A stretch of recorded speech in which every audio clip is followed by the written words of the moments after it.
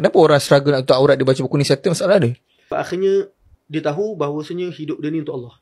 Kebanyakan orang tak tutup aurat sebab apa? Sebab dia nak tayang kat aurat dia lah. Dia nak dilihat cantik oleh manusia. Nak dipuji, nak diterima ramai. Ujak, so dia insecure lah. Insecure. Orang tu je aurat ni insecure basically. Kebanyakannya insecure lah. Sebab tu kena tunjuk. Uish. Dia nak bercantik-cantik. Tu fitrah wanita, nak bercantik-cantik dan nak dilihat cantik. Tapi sampai suatu tahap saya yakin diorang tak tenang. Diorang nak kembali. So buku Tuhan Aku Yang Hijrah ni mungkin bila mereka baca, diorang rasa macam, sampai bila aku nak hidup untuk manusia? Penat hidup untuk manusia. Ada orang dah pakai seksi, paling seksi lah. Kena kutuk juga. Kena body shaming juga.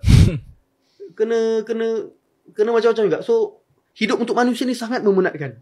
Kita nak semua orang suka kita. Benda tu sangat memenatkan. Sangat exhausted. Sakit. Hidup untuk manusia ni sangat menyakitkan sebenarnya.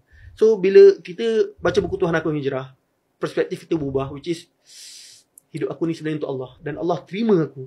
Walau macam mana pun keadaan aku, Allah terima aku. Allah tak pandang pun rupa paras aku. Ya Allah pandanglah hati dan amalan aku.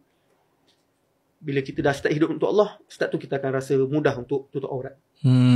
Sebab kita dah tak kisah apa yang orang nak cakap. Dan Ustaz dah ajar step by step untuk cara tutup aurat dalam ni. Saya dah ajar. Ya, Apa step by step, apa cara untuk kita kuat untuk menutup aurat.